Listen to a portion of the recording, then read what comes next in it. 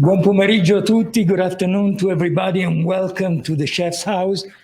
If you have a chance, please take a look at this building. It's fantastic. That's what George Brown is doing, really creating really a different kind of pace in the city. Congratulations to the people that are behind the George Brown College. Also, I want to say hi to all the people online. This is an event, an hybrid event, so-called. We are online, but also have people here in front of me. Welcome to everybody. We are here today for the second of a series of 3 masterclasses presented by Eco Canada.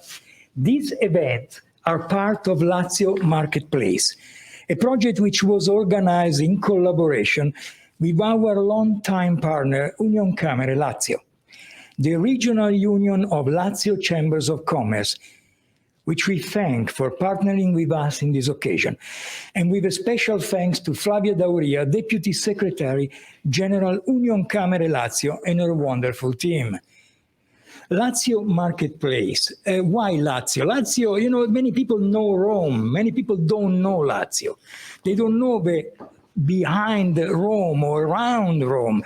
There are several incredible cities and a very diversified economic territory with a strong agriculture, amazing products, and obviously behind products, amazing people. Lazio Marketplace is a week-long celebration focused on the promotion of high-quality food and beverage products of one of the best-known regions of Italy, Lazio. This initiative is taking place during the 6th edition of the International Week of Italian Cuisine and will include one more appointment-focused wines, beers, and spirit. The week will conclude with Eco's Canada annual gala, Pentola d'Oro, celebrating the best of Canada's food and beverage industry. For all of you and for people that are listening and watching us, the event will take place on the 26th at 5 p.m. at the Liberty Grand in Toronto. I invite you to visit our new website, buonissimo.ca, where you will find all details about Lazio Marketplace and Pentola d'Oro, and a lot more on true Italian taste in Ontario. With this program, Eco Canada aims at giving Canadian consumers a better sense of the Lazio culinary traditions, while allowing industry people to make new connection with the participating producers and explore new business opportunities. Throughout this week, we'll discover regional products with the help of special guests from Italy, from Toronto. Today, we will focus on olive oils with the help of a prestigious guest connected live from Italy, Professor Giorgio Calabrese. And presenting the masterclass here at the Chef House, we have olive oil expert and sommelier, Phil Vouquino. Phil, it's a pleasure to see you. Please bear with me when I turn the page. It's always difficult when you have a microphone in your hand. Giorgio Calabrese, and forgive me for this wild mask. Giorgio Calabrese has a degree in medicine and surgery and specializes in food science and is professor of food and human nutrition at the University of Eastern Piedmont in Alessandria and at the University of Turin. He has medical practices in Asti, Turin, Milan, and Rome. He is the author of the official scientific manifesto of the United Nations in New York for the Mediterranean diet in the world. He is an active member of the New York Academy of Sciences and the American Association for the Advancement of Science in Washington, and was a member of the European Food Safety Authority, EFSA, in Brussels from 2002 to 2008. He is the author of international and national publication, writes for numerous Italian newspapers and magazines. He is a consultant for numerous national and private TV and radio channels, and has participated in many international congresses as an official speaker. He is the scientific director of the Ministry of Foreign Affairs for the dissemination of Italian cuisine in the various embassies of the world, as well as a member of the scientific committee of CREA of the Ministry of Agriculture, Fruit in Schools, and Expo 2015. He is the president of the National Committee of Food Safety of the Ministry of Health and of the Scientific Committee of the Luigi Einaudi National Foundation. He is the scientific director of the Food and Wine Roero Academy, and he was consultant of the municipality of Turin for the dietary management of school menus, as well as the official dietitian of Juventus FC. Juventus, Roberto. And here we have now Phil Vouquino. Toronto-based Phil Vouquino is an extra virgin olive oil expert, an international contest judge, Ivo IOOC, Orciolo d'Oro, Olio Nuovo Days, Olive d'Or, CIOOC, a member of the Italian National Directory of Virgin and Extra Virgin Olive Oil Experts, a tasting panel member of the CCIAA of Florence, and one of 50 tasters worldwide registered in the International Register of ONAOO professionals. Forgive me if I make any mistake. Fields is the founder and olive oil producer at Abandon Grove and the host and co-producer of the award-winning documentary Obsessed with Olive Oil. We could elaborate on this title. Very, very intriguing there. Phil collaborates with renowned institutions and top culinary personalities, including Yale University, MDR, Mediterranean Roundtable, and Women in Olive Oil. He has lent his expertise to various international olive oil publications, including the Brazilian Olive Oil Guide and chef Andrea Perini's 30 Gocce. And now I would like to present a video of the Consul General of Italy, Eugenio Sgro, for a brief welcome, which will be followed by a brief introduction video about Lazio. Thank you very much. Good morning to everybody. It's my pleasure to be part in the Lazio Marketplace week-long celebration, which takes place during the 6th edition of the International Week of Italian Cuisine.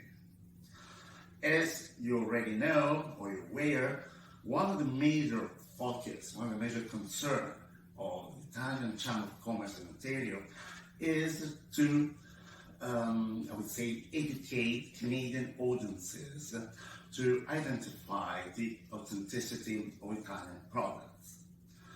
And this goal can be achieved by improving Canadian people's knowledge about genuineness of products, food traceability and quality control, as well as about certifications as TOP, IGP, DOC, and DOCG. And these efforts made by the Italian Chamber of Commerce in Ontario are rewarded by seeing Canadian people enjoy the authenticity of the Italian products, whose demand is in constant growth in Canada all around the country. And as you know, Italy is characterized not only by the quality of its production, but also by a large, incredible plethora of agri-food, which give each city, each region, its reputation, its personality. Lazio Marketplace and its masterclasses focus on the promotion of products, wines coming from Lazio, one of the most known regions in Italy. And thanks to the collaboration with its longtime partner Union Camere Lazio, Lazio Marketplace will allow you to discover quintessential food and wine specialties through trade masterclasses and presentations by special guests. I wish to mention today Chef Dario Tomaselli, Sommelier Filippo Vouquino, Professor Giorgio Calabrese, and Sommelier Kay Manessi.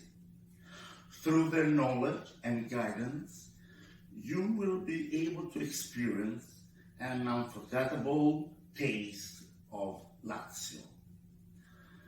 I wish you all the best and enjoy this event today. Thank you.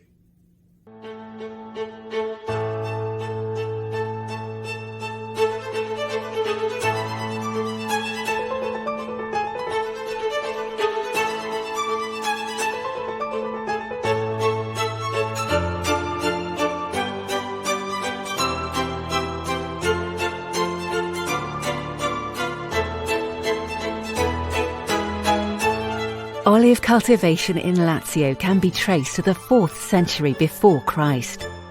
Many of the varieties known today date back to ancient times. Olive cultivation is spread throughout the region and developed in different territories that have different microclimates and morphological characteristics. Numerous cultivars give rise to extraordinary olive oils, known for their unique scent, taste and colour.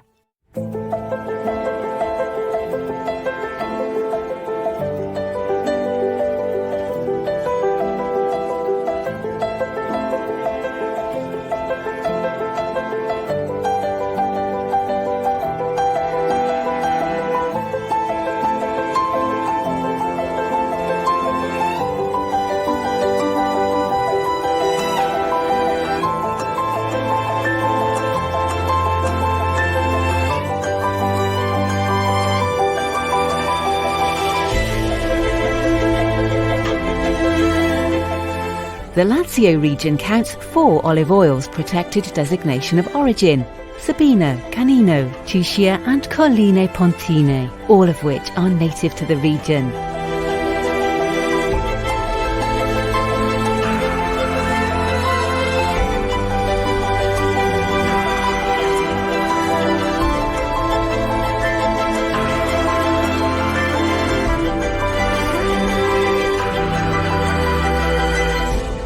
Every year, in the extraordinary setting of Hadrian's Temple, the Chambers of Commerce of Lazio hold Ori di Lazio, a regional competition that rewards extra virgin olive oils of excellence.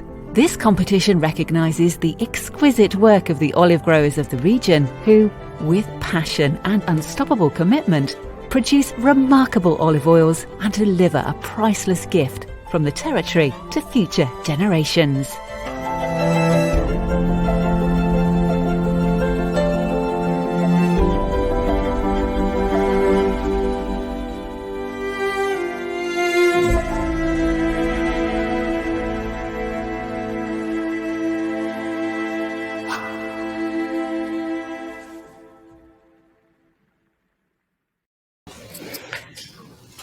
Good afternoon again, everybody. I'm Tiziana Tedesco from Eco Canada.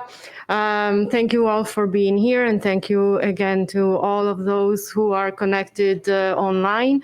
At this point, I'm really glad and pleased to welcome our special guest from Italy, Professor Giorgio Calabrese, who is going to be connecting with us.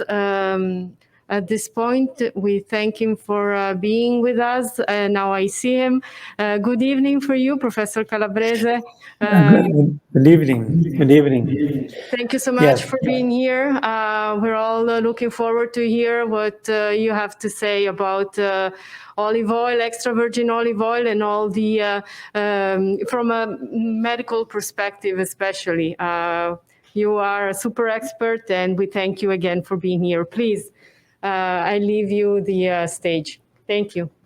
Hey, good evening, and ladies and gentlemen. I'm now with us because it's very important to speak about the importance of olive oil in Mediterranean diet. And olive oil is a major component of the Mediterranean diet. It's rich in antioxidants, and the main fat, it contains monounsaturated fat, the MUFAs, which experts consider a health fat. The antioxidant in olive oil may help protect the body from cellular damage that can lead to a range of health conditions and diseases. Extra virgin olive oil, that we speak EVO, it's the acronym, has a better flavor, but it contains more antioxidant than other types, as it undergoes the less processing. And many studies have looked at the health benefit of olive oil, extra virgin olive oil, which is the best quality oil available. It's rich other antioxidants which help prevent cellular damage, caused by molecule called free radicals. Free radicals are substance trust cells, and that the body produces during metabolism and other processes. Antioxidants neutralize free radicals.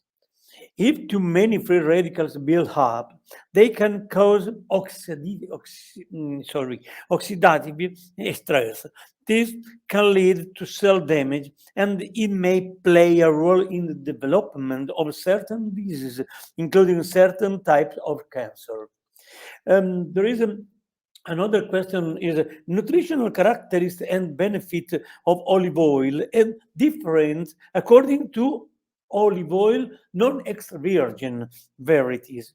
Olive oil and extra virgin olive oil are both made from olive, but the method of extracting the oil is different. As a result, they have different colors, tastes, and health properties. Many types of oil are available on the market, including vegetable, canola, avocado, walnut, and coconut oil. It can be difficult to know which oil is the best. But today, actual test different is one more healthful than the others, and is olive helpful. The health properties of extra virgin olive and olive oil are very different. The use of different oils vary. Olive oil has a great flavor that makes it suitable for adding and cooked to salad or bread, and it's relatively stable for cooking. However, there has been some controversy over whether olive oil is actually helpful, and there is no consensus about which type is best. But the main types of fat in olive oil, which mainly consist of oleic acid, are monounsaturated fatty acid, which health experts agree are helpful fats. In contrast, saturated fats and trans fats and unhealthful fats. Research has linked eating unhealthful fats to a range of health conditions, including heart disease, stroke, and obesity. Replacing saturated and trans fat with MUFA, monounsaturated, can help lower a person's risk of heart disease. And this fat raises high density lipoprotein, HDL, or good cholesterol, and reduce low density lipoprotein, LDL, or bad cholesterol in the bloodstream. Olive oil is one component of Mediterranean diet, which research has shown many benefits for health, including that for the heart, eyes, and brain. Most of modifiers that go before olive oil, such as virgin or extra virgin, refer to the process the manufacturer used to produce the oil. Extra virgin olive oil have undergone the less processing. And according to research, extra virgin oil has more polyphenols than regular olive oil. Polyphenols are type of antioxidant, and they have many health benefits. Refining olive oil strips of its vitamins, polyphenol, and other natural ingredients. Many people find that extra virgin olive oil has a more pleasant taste than olive oil that have undergone more processing. Fresh unprocessed extra virgin olive oil should taste a bit sweet, a little bitter, similar to biting into an olive, and slightly peppery. If the oil tastes metallic, flavorless, or musty, this may be due to over processing, or the oil may have gone bad.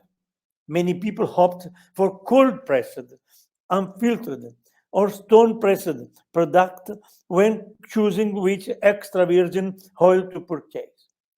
with this option, the oil has not undergone heating for filtering, which usually adds chemical to olive oil.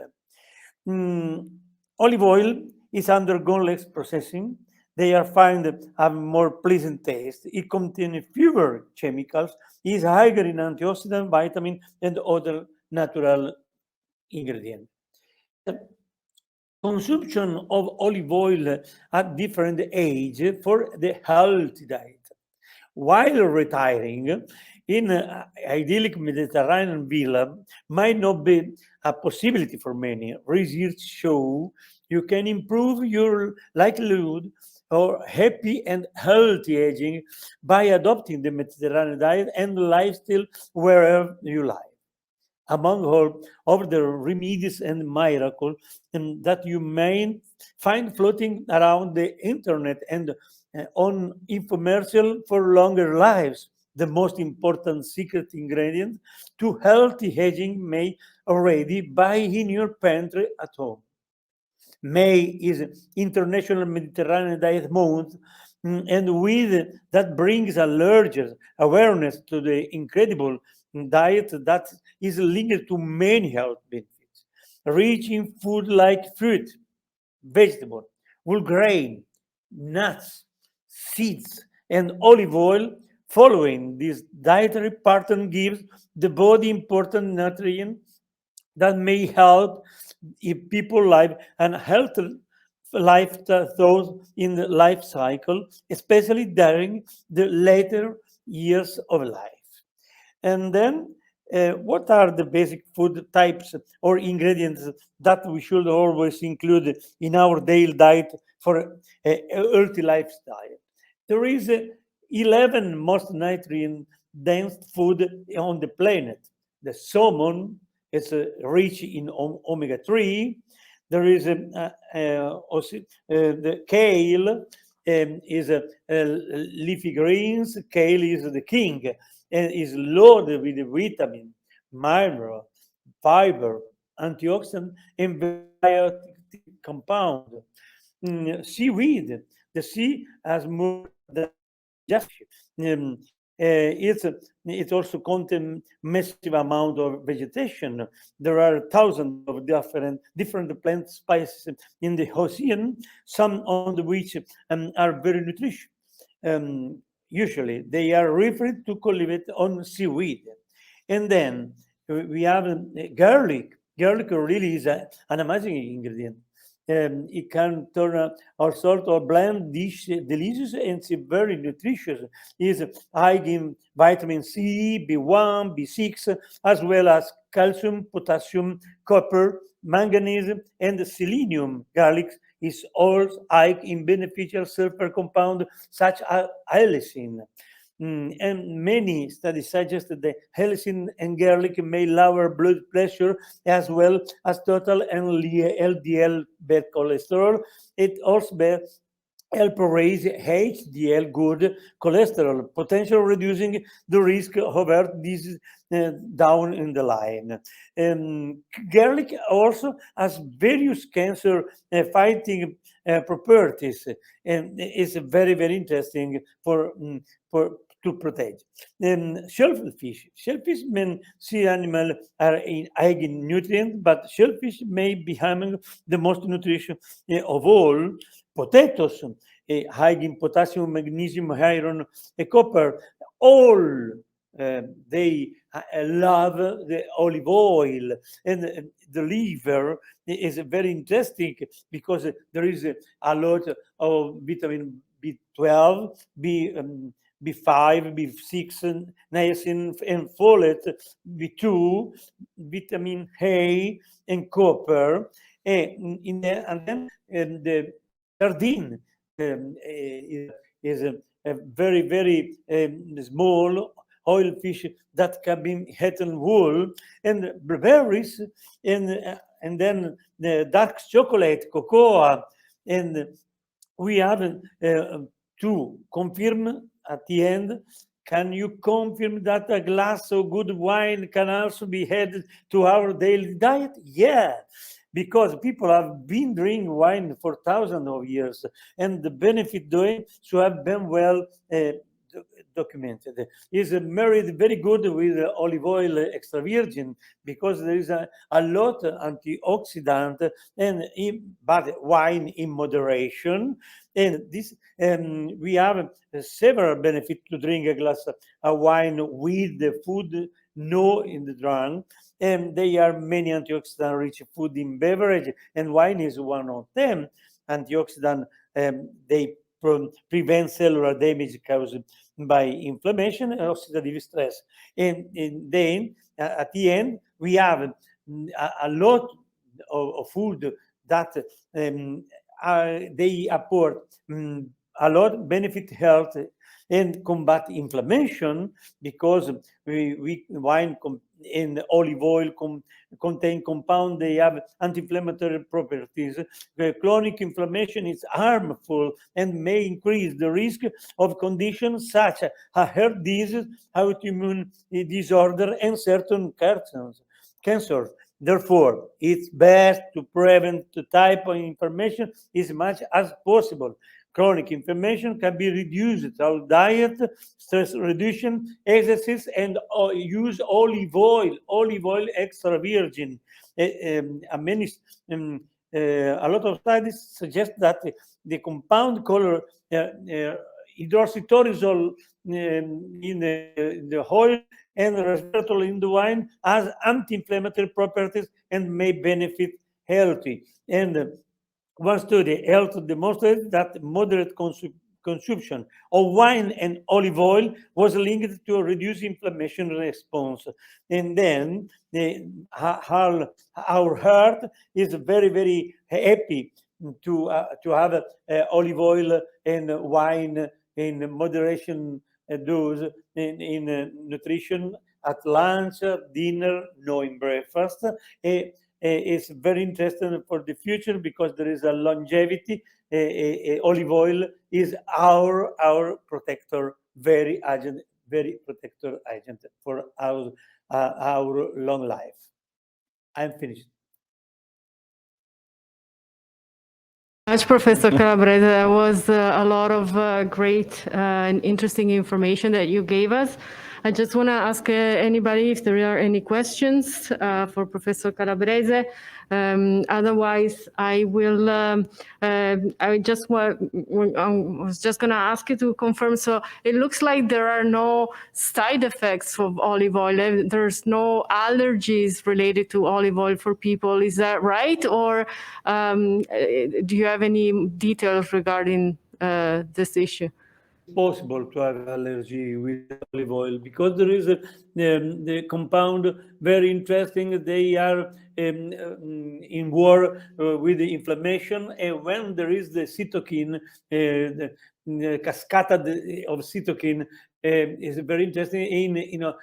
In few people there is a possibility the allergies, and now we have to study this kind of because.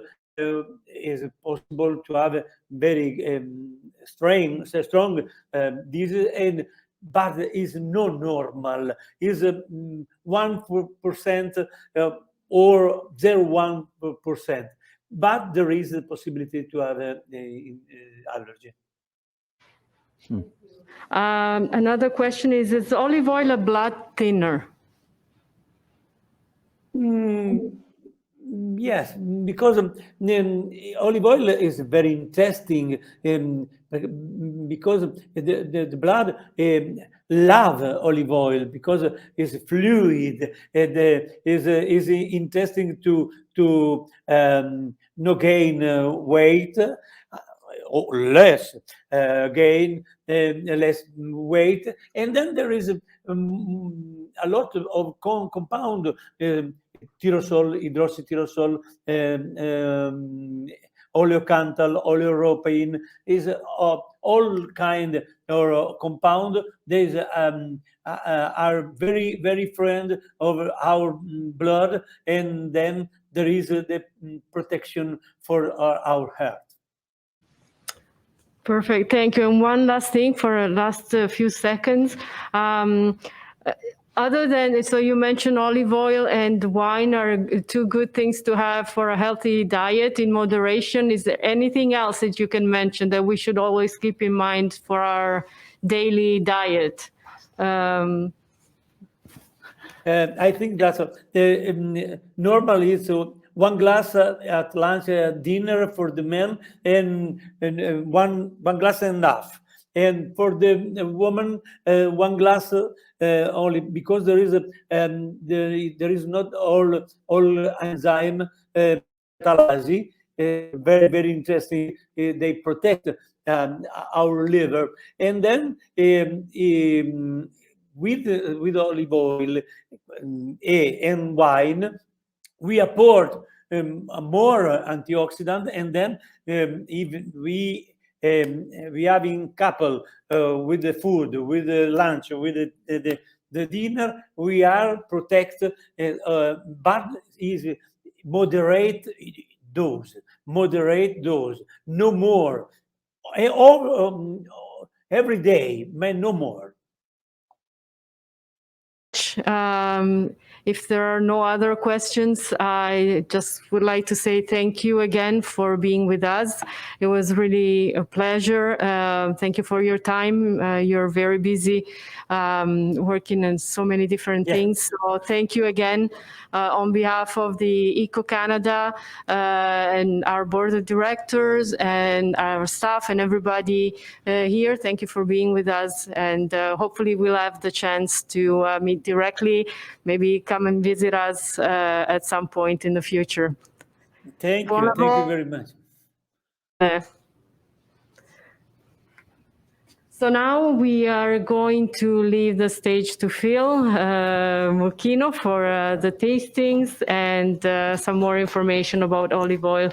Thank you so much, Phil. Thank you. Is it okay to take a mask off? No. I think we are supposed to keep the mask on. Keep it on. Keep the mask on. Okay. I heard. Okay. Perfect.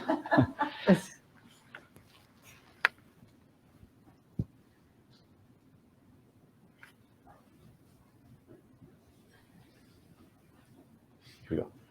Hi, everybody. Thank you for coming. Thank you for everybody that's tuning in today.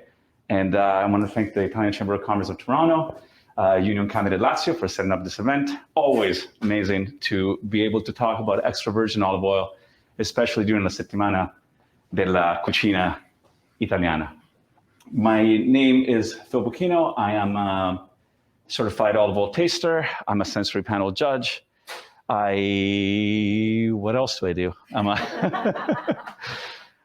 I've done a documentary on the obsession of olive oil, and I'm a producer. I'm also an olive oil producer. And so let's just jump right into it and hope you find this as informative and as fun.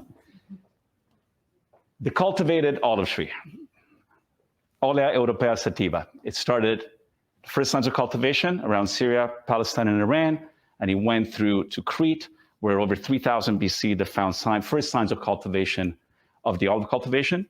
From there, he moved into Greece and into the Mediterranean.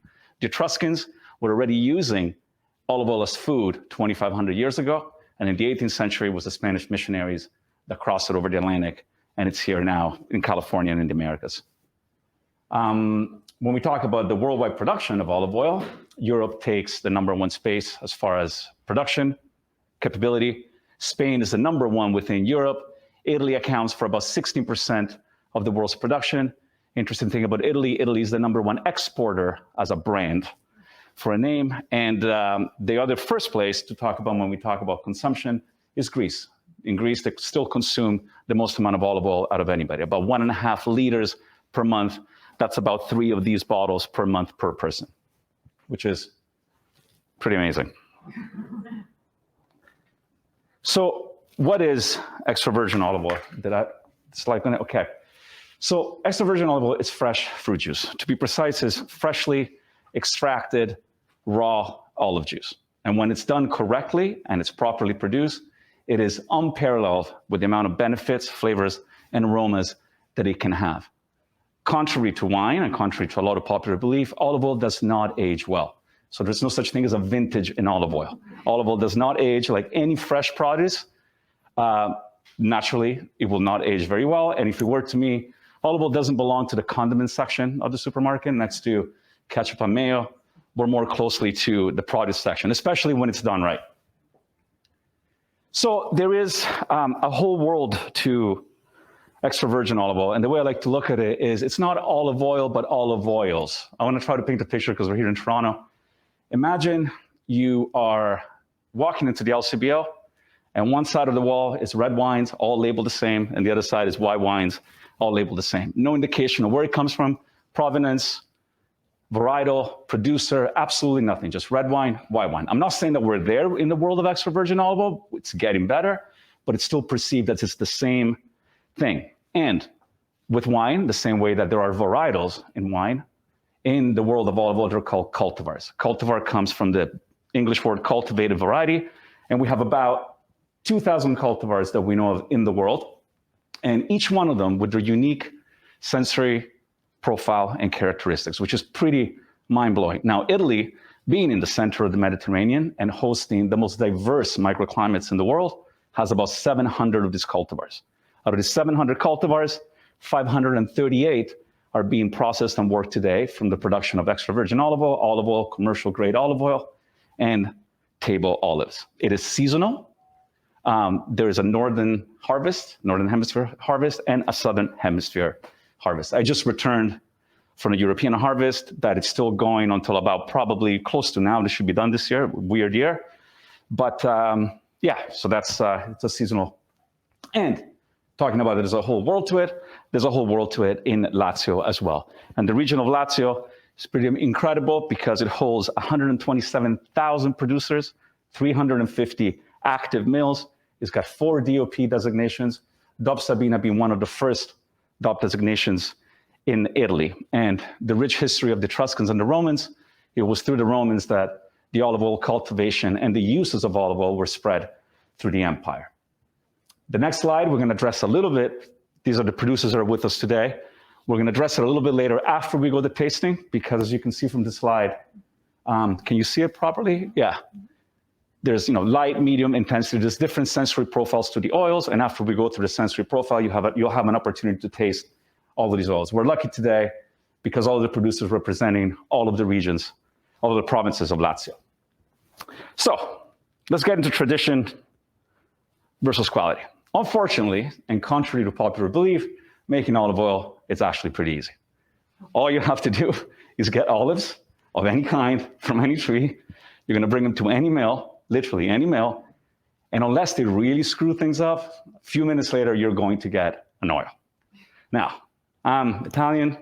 Most of us here have roots in the Mediterranean, so chances are we all have a friend or an aunt or an uncle that makes olive oil. Now, that's beautiful. Tradition is amazing. It's romantic. It brings us back to a beautiful place. But the truth is that oil, I'm not even going to say it.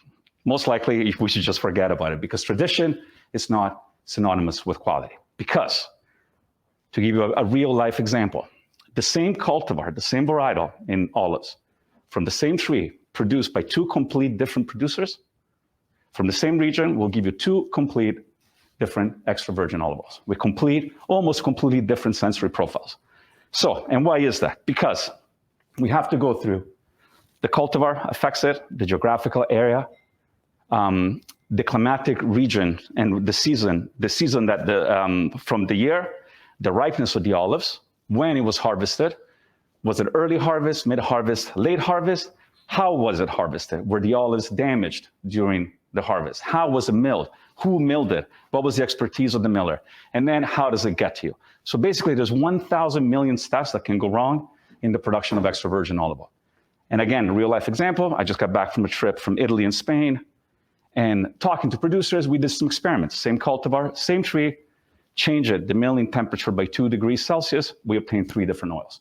One you could throw away, one was passable, and one was exceptional.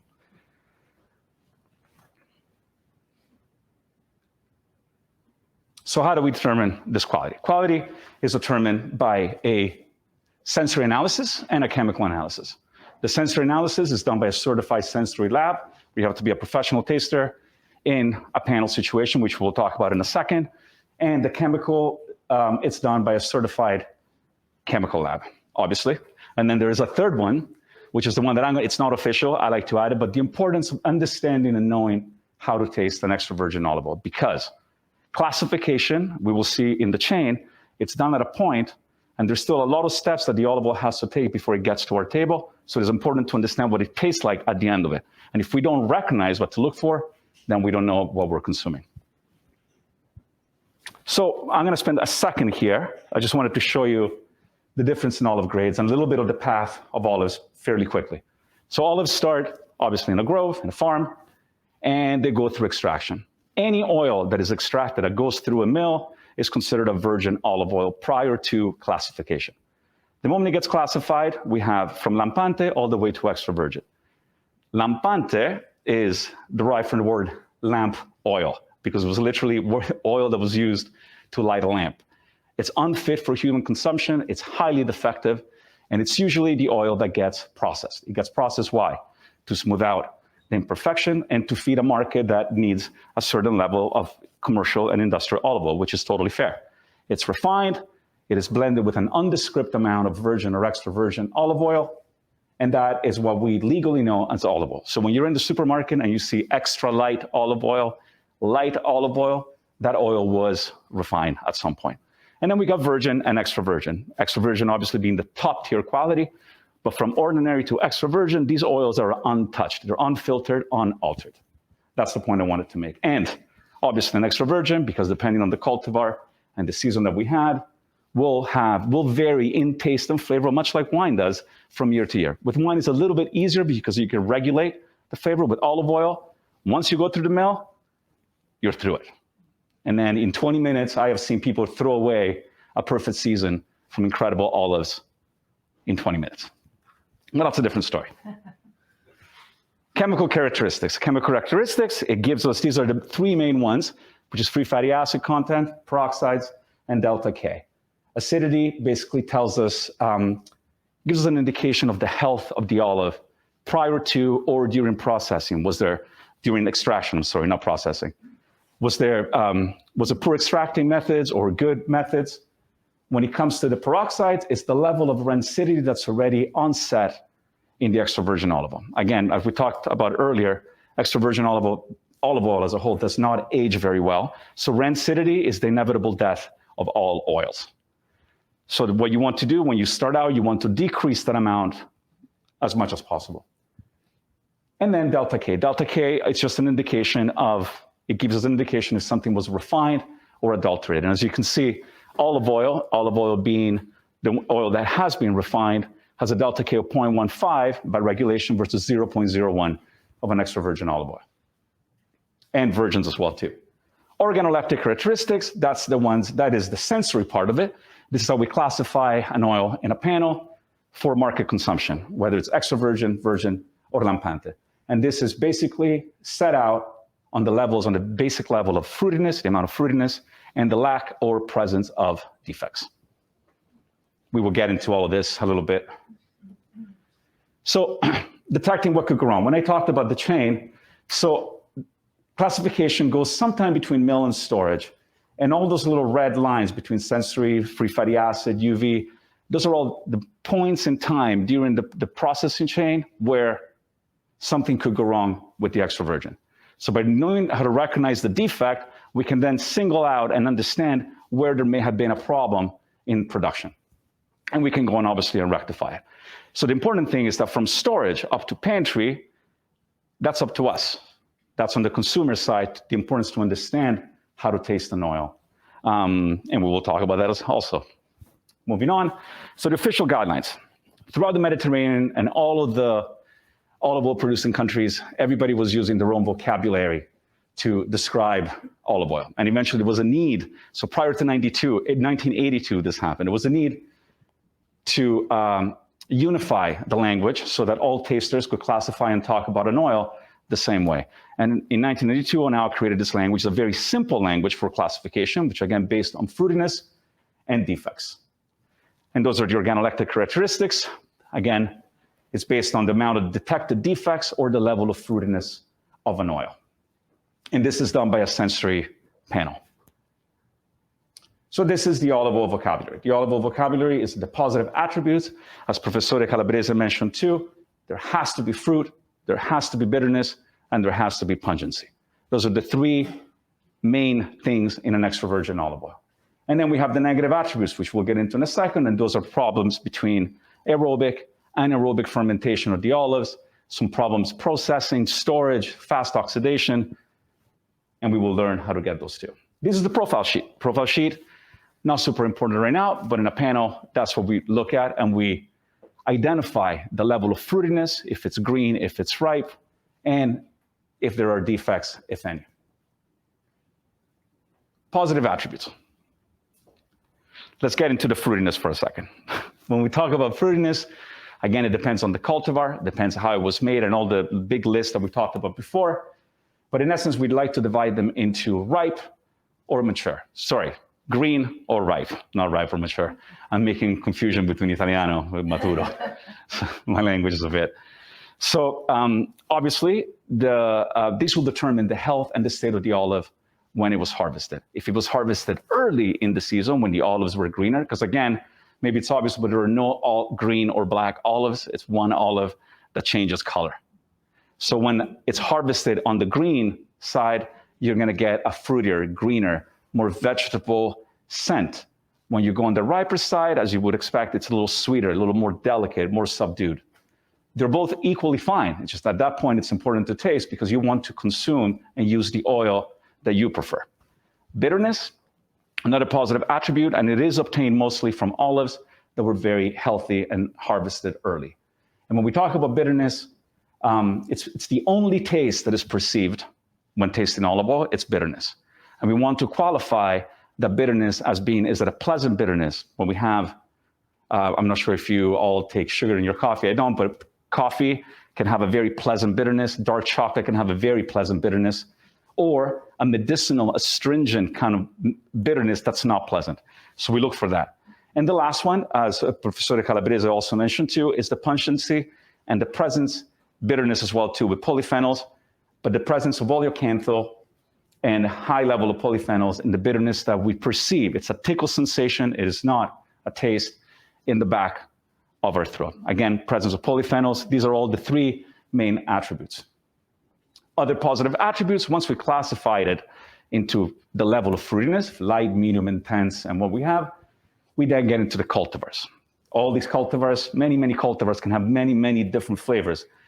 I've had oils like the Itrana from Lazio, for example, tastes like tomato. There are scents of vine, tomato, of tomato leaf that are so evident that you believe that you're almost chewing on a tomato. It's actually an incredible thing. And then other ones, there's green apple, banana, ripe apple, herbs, almond. There's many scents and aromas and flavors. These are the negative attributes. To simplify them, I'm going to put them into the fermentative kind, oxidative, and some other defects. And the fermentation is aerobic, anaerobic fermentation that happens to an olive oil. It could be from fustiness, being, we will taste a fusty oil today, being an oil or that from olives that have been amassed or taken. Basically, they get heated up when you see big mountains of oil, and then they get of olives, and then they get extracted. We have, and that's anaerobic fermentation. We have mustiness when olives have fallen to the ground or they're harvested from the ground in dirt, fungus has grown on them. Muddy sediment, which is very common with unfiltered oils or dirty decanters during extraction. And then we have wining, which is the aerobic fermentation, which is, again, it's olives that were maybe extracted when they were overly mature. They were already kind of past, they started suffering from fermentation. Remember, as soon as we pick the olive from the tree, it all starts. And it's an irreversible time. It's our job to extract the interpretation of the season and to maintain it as long as we can. So the tasting method, we're going to get into this right now, so we can probably actually start rolling out the... So why do we taste? We taste on a panel situation, we taste because we need to classify the oil. It's for classification. For ourselves, we taste to understand the oils that we may like, the same way that we do with wine. Somebody may like a certain varietal, a certain producer, and vice versa. It's important to know what you're consuming, and that is also why we taste. It is important to taste by itself.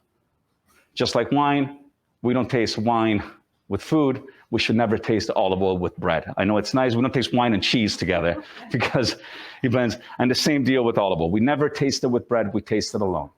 In these glasses that you have in front of you, the reason why they're blue is because, contrary to a lot of belief, there is no, the color of an olive oil has no impact on its quality. Zero whatsoever. We've been fooled many times. I mean, when you go to the grocery store and you see a bright green, kryptonite fluorescent olive oil, it's beautiful. It doesn't mean that it's good. But I've tried some lampante oils that looked phenomenal, and I've tried some oils that were not appetizing to look at. They were very, very pale, almost like a really light yellow, that were an explosion of flavor and aroma. And yeah, also have our conversations with wine people. Acidity is not perceived in olive oil. Acidity is for the chemical side of things. We don't perceive acidity in olive oil. Okay, so how do we taste this? We taste through the combination of nose, mouth, tongue, and a bit of all three. So we start with ortho-nasal olfaction, which is directly, it's our nose. We direct smelling. Then we get our taste buds and our gustation part of it. And then we're gonna do a technique called stripaggio. I will need to probably, well, I guess we can remove our mask when we're tasting, correct? Yeah, I hope so. And then we're gonna do a stripaggio where we're gonna stimulate retronasal olfaction. And the interesting thing and the fun thing about retronasal olfaction is that when the aromatic compounds of an oil mix with your saliva in your mouth cavity through retronasally, create the sensation of a complete different flavor. So often there are oils that are very homogeneous between what you smell and what you taste, and others are completely different. And it gets very interesting and a lot of fun. So the tasting method. I think if we're ready to go, we'll grab the first cup. Will be, yeah, the one with the black.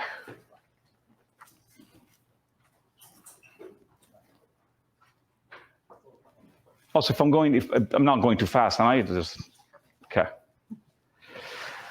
Okay, number one. So I'm gonna remove it after. So the first thing we're gonna do, we're gonna remove the little cap, and we're gonna close the cup with our right, if you're right-handed, you're gonna hold it on your right hand and close it with your left hand.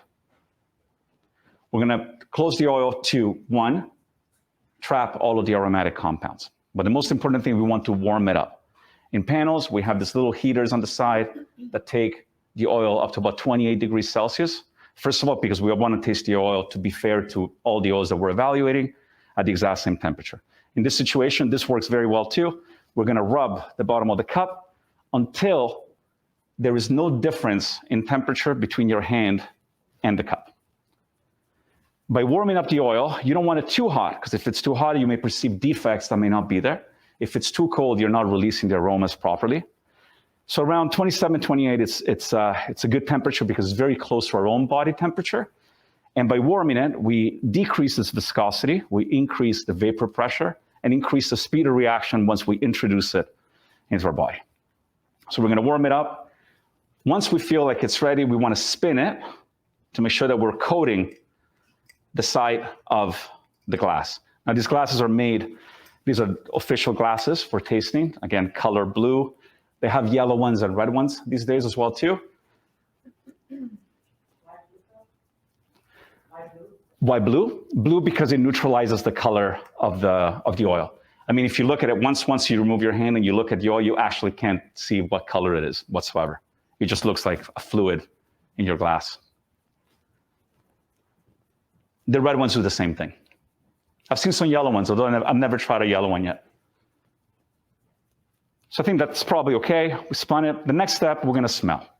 We're gonna remove our hand and we're gonna smell. We wanna smell 2-3 times, not too much, and never over 30 seconds, because then we get desensitized to it. And that is our first indication of, is there something wrong with the oil? Hopefully not. Is there any defect? If it's gonna smell like wet paint, wax, the salami that you left outdoors on your kitchen counter for 3 days, then we got problems. You wanna smell green, you wanna smell vegetables, you wanna smell fruit. That's it has to taste fresh, smell fresh. Then following that, we're going to put a little bit. We're going to go step by step. We're going to put some in our mouth, and we're going to try to squish it everywhere. And we're going to perceive the bitterness.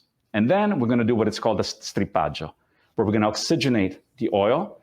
And this is for two reasons. First reason is because oil sits above the saliva. So we need to separate. Once you have it in your mouth, we need to separate the oil and the saliva, number one, to have the oil hit the receptors. And number two, to stimulate retronasal olfaction. And here is where, depending on the intensity of the oil, you may be coughing quite a bit, and it's okay. And because it's going to go straight back to your throat. And that's a good thing. If you're coughing, it means that you've got some polyphenols in the soil. Are we ready to try? Okay, I'm taking this off for a second.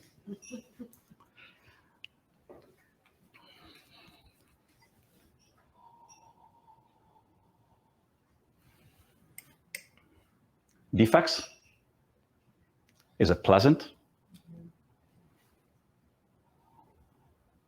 This is a pleasant oil. This is a great oil.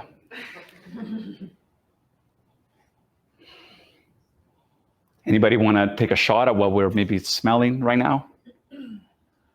There's no wrong answer at the end of the day. I mean, a lot of it is our memory bank of things that we, I mean, if you're telling me it smells like, I don't know, like bananas right now, I'm not sure, but actually, I'll take that back. I will take that back. That was a bad example. There's definitely some banana in here.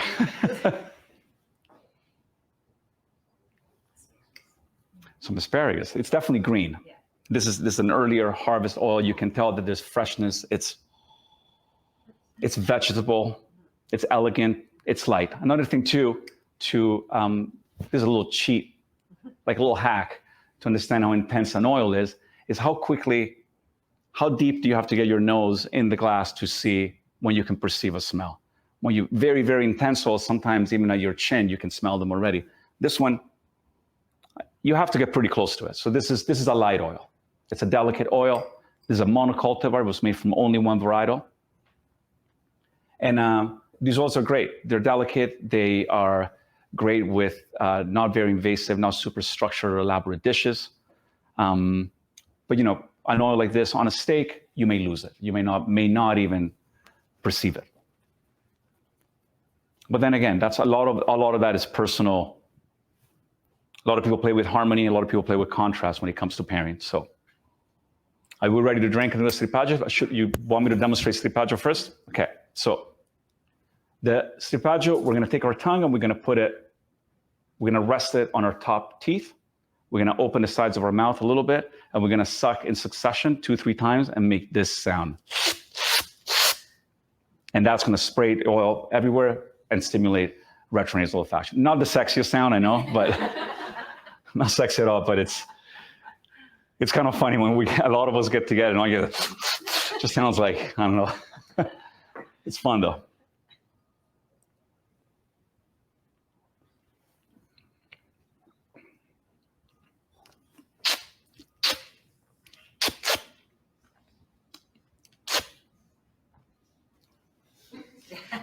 So did you swallow it before you did this? No, after. Okay. Strippaggio, and then you swallow.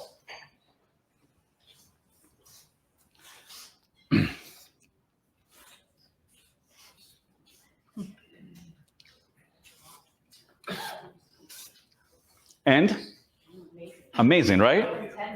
Wow. Amazing. There's a very delicate oil, but it's very balanced. Yeah. The pepperiness, some white pepper finish, but it's a delicate finish. It's pleasant. It's not the one that makes you cough for half an hour. I mean, right now on my last trip, no need to. I made the mistake of doing strippaggio on an oil that was too high in polyphenols, and I think I cried for about 5 minutes straight. No, I'm not even exaggerating.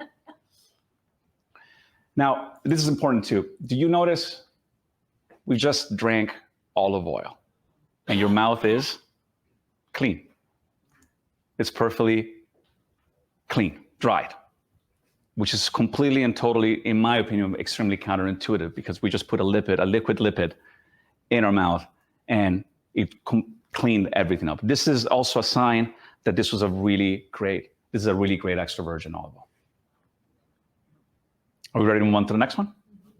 Which one is this When we're doing testing, we're going to do blind. Yeah. Again, the same reason that we use for the blue glasses. Sometimes knowing the producer, knowing the label affects the way we think of an oil, so it's always best to just keep it blind. Then after that, so this is a light oil. When we talk about the oils from Lazio, you'll see the ones that are light, and you can taste some of those and then see which ones you like. If this is sort of flavor profile that you're looking for. Okay. This next one, we're going to go with the purple one. Yes. The oil we just tasted, is it one of the bottles that? It's one of the bottles. Will you tell us afterwards? There will be a conversation. Yes.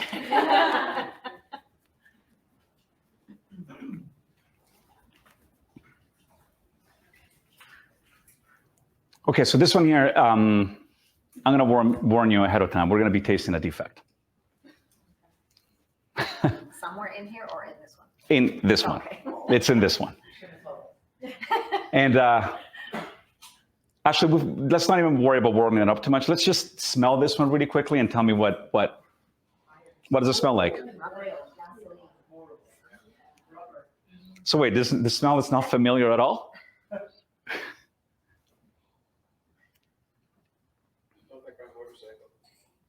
Or does it taste like the olive oil that we consume every day? Not trying. So this is the olive oil that we all grew up accustomed to, and this is what olive oil is or was, hopefully, after today. So the defect that we're smelling here immediately, without getting into it, this is fussiness. It's one of the most common defects in olive oils. There's a hint of rancidity already in the nose. So we're going to taste this as well to not only to see the difference, but also to see what we usually are used to putting on our food every day.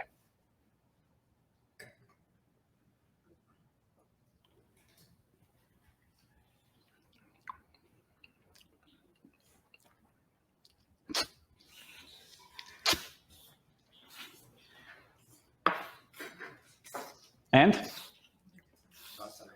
delicious, right?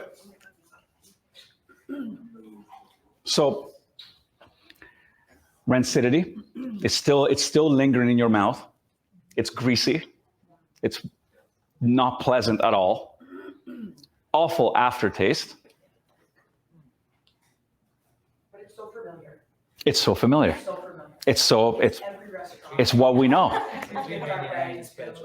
It's It's your special oil. This is what we know. Yeah. And it's crazy. And that's why, again, it's important to taste by itself but to me, one of the big aha moments was, okay, when you taste this, and this is what you're using on your food every day. So what is the point of getting the best ingredients, cooking the best amazing meal that you can, and then you put this on it? Can I ask, other than in the olive oil context, what would you describe as fusty? What do you mean rather than... Is there anything else that I've never used fusty as? Okay, so yeah, for me, it's interesting. So I mean, some people think of it as the cat pee defect. So it has a bit of that litter box kind of feel. For me, fussiness, I recognize, and when you open a bag of chips and you get that first whiff of air from the oil in the chips, that's what I associate. I mean, at the end of the day, when it comes to sensory recognition, you have to build your own memory bank. I mean, for example, a lot of times I spend a lot of time in Tuscany. So artichoke, it's in the northern Lazio, artichoke is very common. We all know about it. We know that what an artichoke leaf is. But a friend of mine from Brazil is an olive oil taster, and it's like, I don't know what artichoke is. I've never smelled an artichoke leaf. So it's a great question because we have to build that. So, I mean, that's the way I look at it. But even without knowing the defect, it's not even that important. The important thing is recognizing that it's not fresh. It's obvious that this is not a fresh oil. Should we try the third one? Okay. You might want to cleanse after, like maybe with some apple or the in between these two.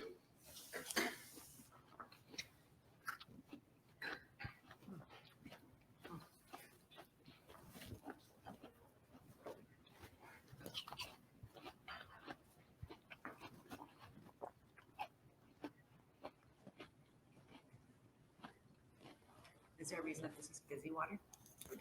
Yeah, fizzy water is good. Better than regular water? Yeah, usually. Are we okay for time? Okay. This is our third one, so let's start warming up the third one, as it started already.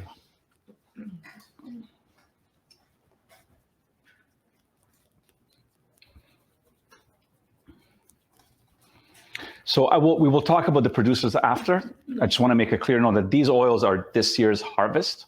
So they're fresher than the ones that are in the bottle because of COVID, a lot of the bottles couldn't get here in time. But you can imagine that this is what they would taste when they're new and when the new ones arrive now from this season.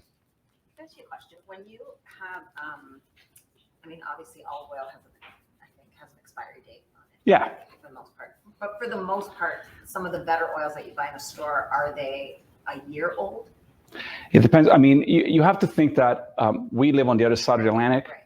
So even to source some of the new harvest ones to bring them now, it's not that easy because producers, you make them, you stock them, and then they have to get here. So usually on average, a new harvest oil will arrive here 2 to 3 months after.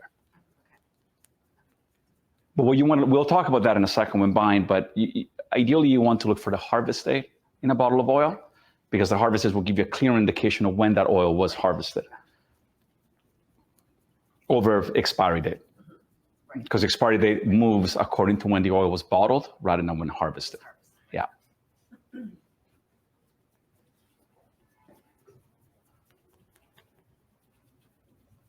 We should be okay, I think.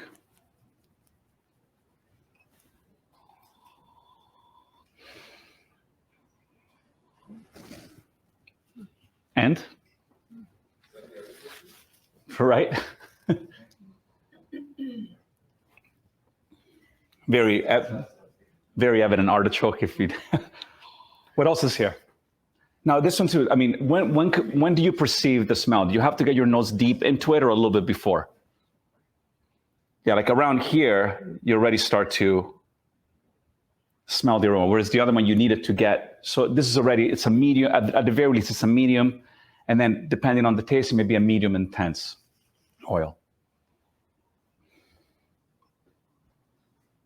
Anything else? Just, there's a little bit of, yeah, I mean, there's olive leaf for sure. No, I don't think so. Let's, any almond? Anybody smell any almond here? The green almond?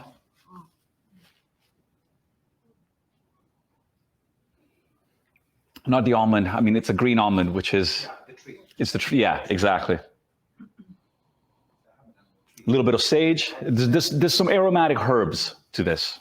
There's definitely some herbal, very vegetable. And I say we taste.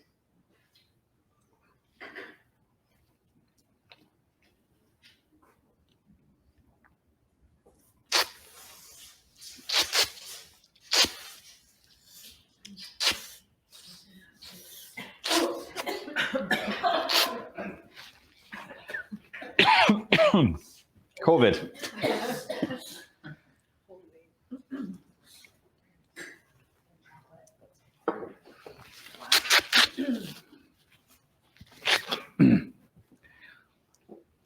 Okay, so how was the bitterness here? Could you perceive the bitterness? Very intense bitterness. But was it distorted? Was it pleasant? It was balanced bitterness. It's nice. Leaves your mouth dry, leaves your mouth with a pleasant taste. The pungency in the back, it kicked you pretty hard. Peppery, it's probably like black pepperish, but it not off balance from the bitterness. This is a very elegant oil. It's very balanced between the fruitiness, the bitterness, and the pungency. Of course, no defects. Your mouth is clean again. And this is more of a medium intense oil. Now this, contrary to the first one, on a steak or grilled vegetables, grilled meat, grilled fish, it's tanta roba.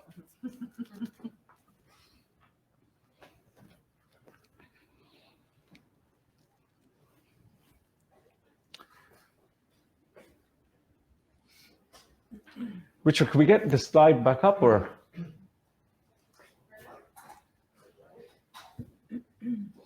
Eccoci, grazie. So we're talking about the sensory profiles. There's depending on the cultivar, depending on the memory bank, depending on where you're from even, a lot of them can change. And it's interesting, especially getting into the more mature oils, the ones that are harvested late, sometimes you get a lot of tropical fruit. There's some, for example, another one is guava. A friend of mine that's a taster says, oh, it's guava all day long. Most people haven't even tasted a guava, so it's very difficult to know what a guava is, but that's the whole point. So cooking with Evo, Professor Calabrese went deep into the health benefits of why we should be cooking and should be using extra virgin olive oil. I just wanted to debunk quickly the whole thing about cooking with olive oil. Smoke point has nothing to do, zero to do with cooking with olive oil. It has to do about oxidative stability. So when we're using, for example, the last oil that we use, probably I'm going to take a guess at it. The polyphenol count in an oil like that, it's close to the 600, 700 range. It's a strong oil, very robust. Polyphenols give you the first line of defense against oxidation. So when you start heating an oil, the first thing to go is the polyphenols before we start damaging the oil. But now let's just say that we have no polyphenols, or we have no line of defense. What are we cooking anyways? I mean, what are we trying to fry? If we want to deep fry, temperature for deep frying is 176 Celsius or 350 Fahrenheit. I hope I'm saying it right. I know I'm going to George Brown, but I think that those are the temperatures.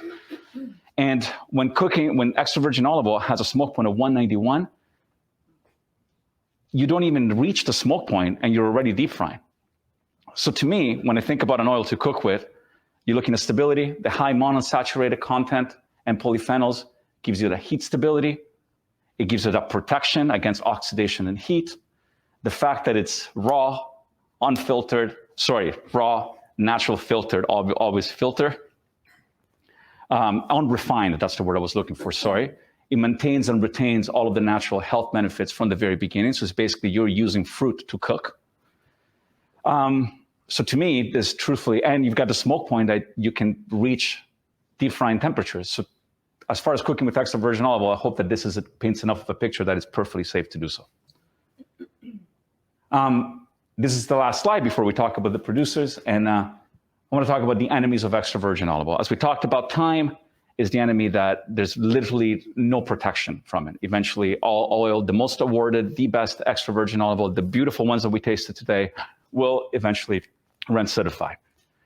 But there's a lot of things that we can do to protect that. I mean, obviously, heat, light, and oxygen are three things that are very easy for us to maintain to keep an oil from.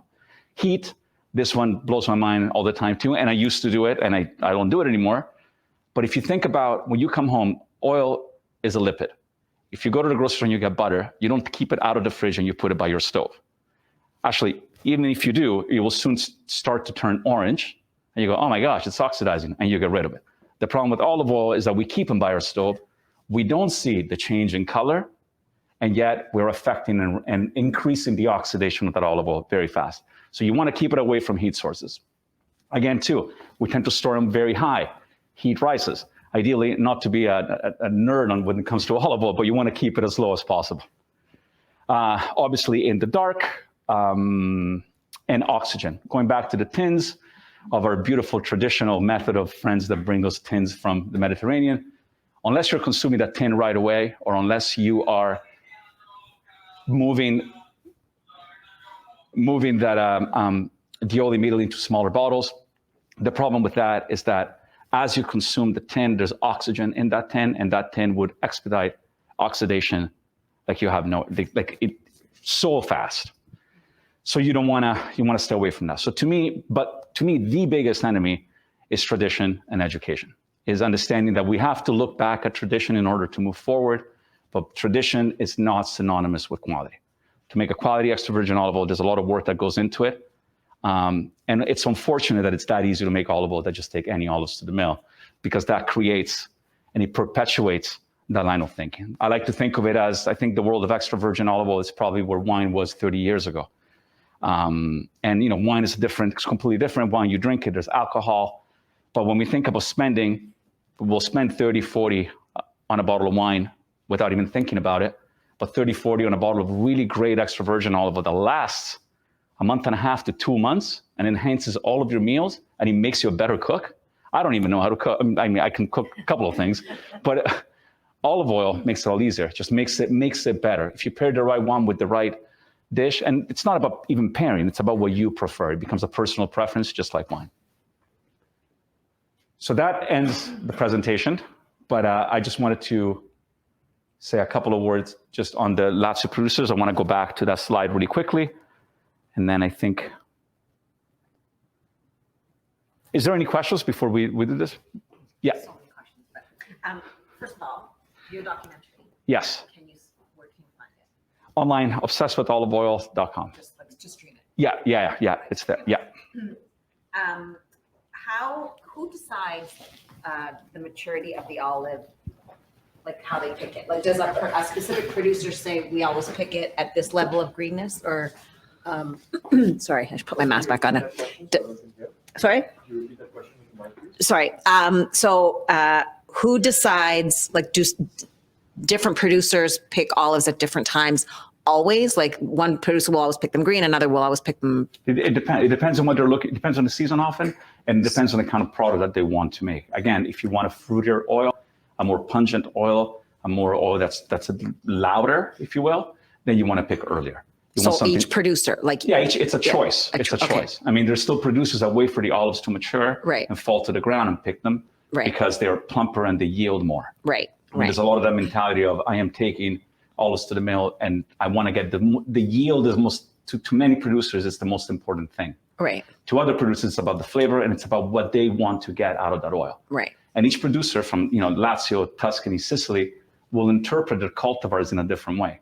Meaning that I have seen certain producers and millers that change regions or change olives and they don't know. Right. They can't get the maximum out of it, right? So there's it's a lot of art in it. Right. Okay. A lot of science and art. That makes sense. And one last thing, sorry. How do you feel about, I think they're producing olive oil in British Columbia now. I love them. Okay. I think it's great. I just saw it. I was like, oh. Yeah. Sherry's amazing. I think it's an incredible challenge. Yeah. Obviously, we've been dealing with a lot of climate issues in Italy. We actually have a call scheduled next week. We always check in after harvest, and it sounds like it was also very challenging harvest as far as climate. For sure. Yeah. Thank you. Thanks. Thank you. Okay, so we'll do the producers, and if there's any more questions, we can. Yeah, I think there is one. Oh, yeah. Did you have a question? Okay, so you mentioned that you were in Lazio and you adjusted the heat 2 degrees. That was somewhere else. Yeah. Oh, sorry. That's okay. Yeah, but yeah, it was changed 2 degrees. Yeah. So when is the oil or the olives actually heated? Before the press or after the press? Or how much heat is applied? Okay, so technology changes all the time, and there's technologies now that you can try to impact and cold shock the olives before they go through being extracted. So you're cooling them? Often they get cool, but the difference that we looked at here was when the olives arrived. This was actually in Spain. It was really early in the morning because the heat was really strong, and taking the olives half hour apart from each other, the temperature has shifted between them and produced completely different oils. These were olives that came from the same tree, the same time. If you looked at them, they were same cultivar, identical. So also the temperature that the olives get to the mill is very important. And how long is that normally from harvest to mill? Okay, so it's really awesome. It's a great question, and I'm very happy because in the past few years, you're seeing more and more producers expedite that process and trying to get them to the mill as soon as possible. Traditionally, there's still some people that believe that you want to let them sit for a couple of days before you bring them to the mill. Ideally, you want to get them as quickly as possible. And I know there's some producers too that will refrigerate their vans in some of the warmer areas. And as they're harvesting, they bring them into the refrigerated truck so the olives stay at a constant temperature prior to being extracted. So those are the good producers who do that? Those are the good producers. I mean, and you can understand the disconnect between the art, the amount of cost and time that it takes to make a good, and then you walk into the LCBO, to go back to that analogy, and everyone just says extra virgin olive oil. Yeah. It's like, wow, okay. Yeah.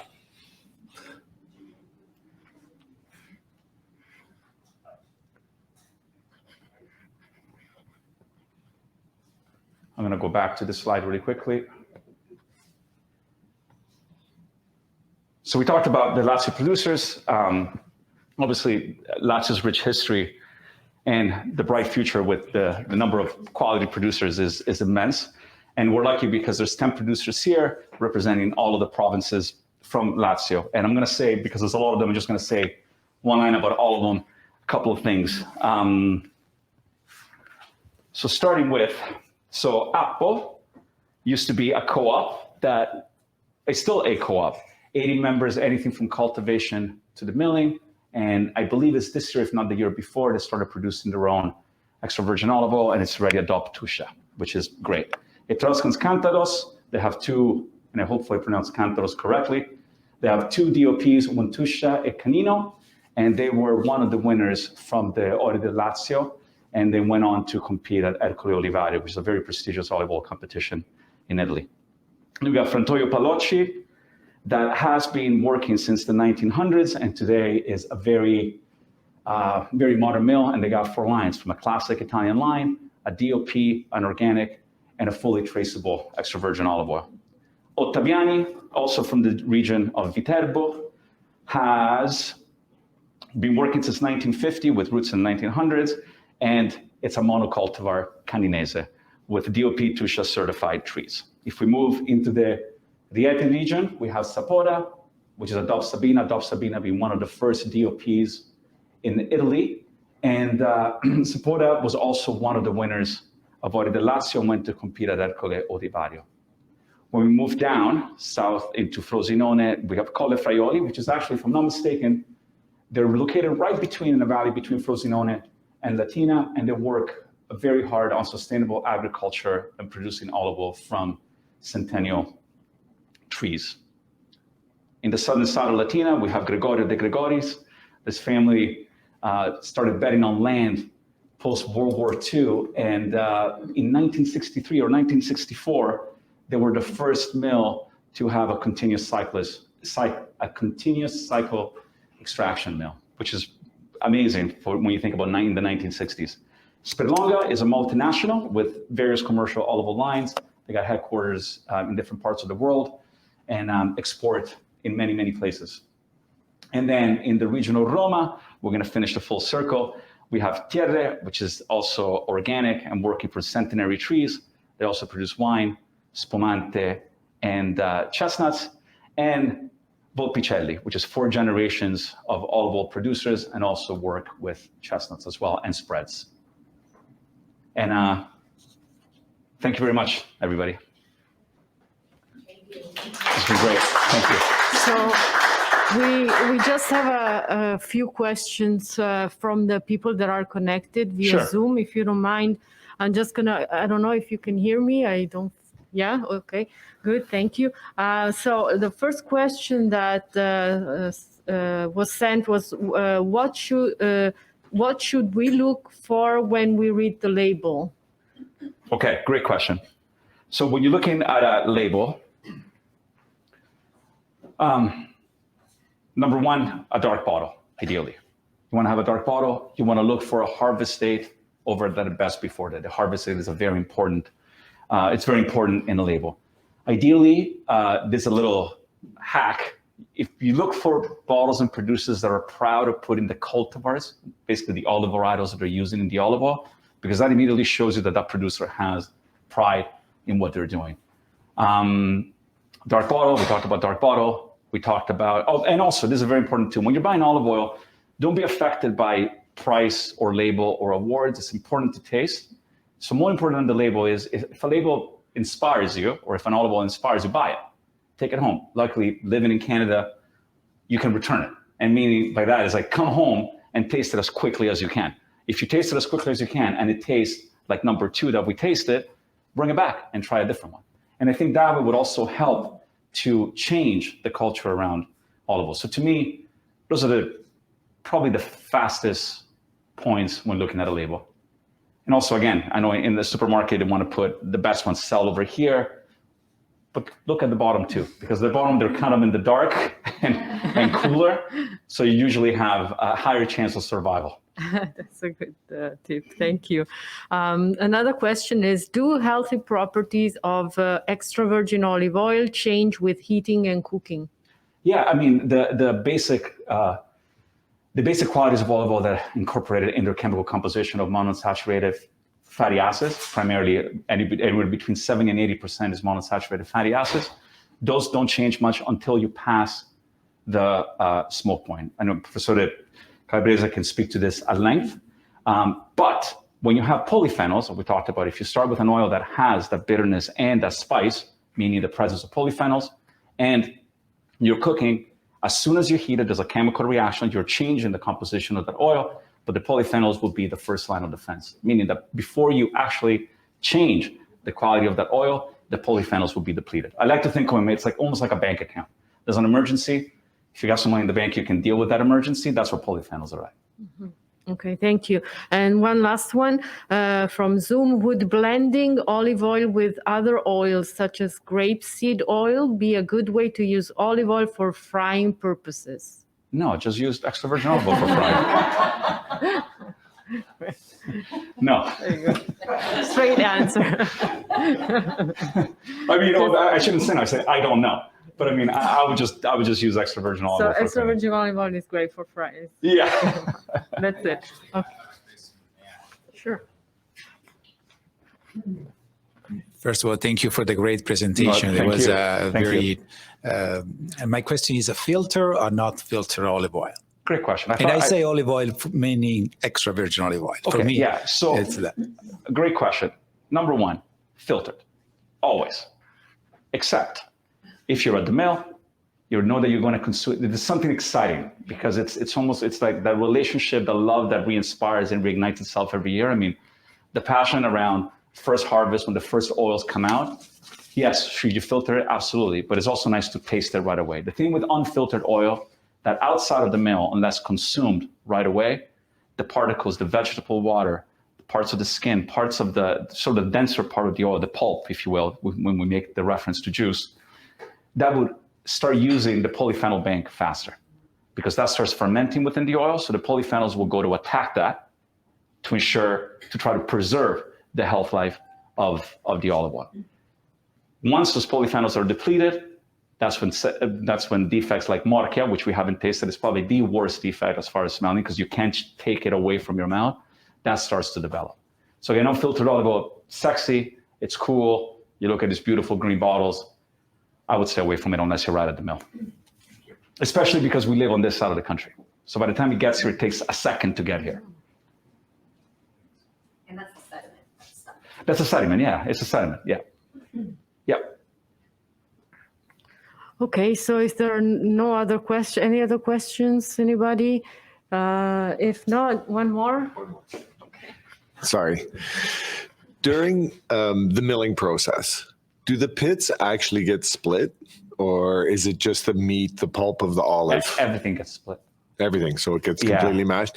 There's some people that do what they call a denocciolato, where there's a machine that actually removes the pit before harvesting, but in essence, everything gets split. And then through a decanter, you separate the solid part from the liquid part. Okay, cool. And then you further separate it through a centrifuge where you separate the water from the oil. Okay, great, thank you. Thank you very much. So thank you. Thank you. So before closing, I just wanted to remind everybody that tomorrow we're going to have the last of the master classes of this series taking place here again and available to watch via Zoom at 12 noon. It's going to be the wine masterclass. We're going to be talking about wines, beers, and spirits. Before you go, don't forget we have a lunchbox for you to take away. And we'd like to thank you for your participation. And I would like just to ask our board of director for Eco Canada, Mary Dalimonte, to come and say a few words on behalf of the chamber. Thank to everybody for being here. And later we will be able, if you'd like to taste some of the olive oils, you can come and do so and ask Phil to let you try some of them. Please, Mary. Thank you, Tiziana. Thank you to all of you for attending today. And most importantly, thank you to you, Thank Phil. you. I was absolutely, totally engaged. Your passion, your love for this great industry, obviously, I would say we've harvested a lot of information, no pun intended. I've been in grocery for over 40 years. I've done a lot of tastings, and I learn something new each and every time. The fusty, obviously when you go taste things, everybody else always wants to show you their best. But I thought it was amazing that you were able to put that into the lineup, because you got to know what you don't want versus what you do want. So that's really Awesome. great. For everyone, we're very honored for the Italian Chamber of Commerce. I'm honored to be on board. And this is what the fruition of what we stand for. This is about the union between Italy and Canada, and exporting and importing, and the relationship and growing that to bring the beautiful, fantastic product, the culture, and the industries that are grown in Italy and here in Canada, and join them together, and together make both countries that much more profitable, and the education that comes out of it, so that everybody can really enjoy where we came from. And whether, I was born here in Canada, but my parents were Italian, and at the end of the day, my roots will always be Italian. I want to thank you, Phil. I want to thank the Union Canada di Lazio, and George Brown, obviously, and for everyone here that has attended today. Obviously, you have a passion for food. And this week, con la Cucina Italiana and all the wonderful events the Italian Chamber of Commerce has put together. For those of you that don't know, this Friday night is our wonderful gala for the Pentola d'Oro. I don't know if anybody here is attending on Friday night. Wonderful. We have a couple of tables left if anybody would like to attend.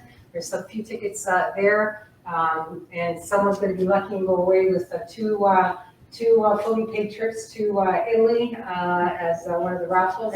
But it's really a time that we look forward to, because it's honoring the best of the best in food and beverage. And that's what it's all about. So hopefully there's an opportunity for you to join us and the rest of the week and the rest of the event. So thank you very much. And Thank you. Thank you.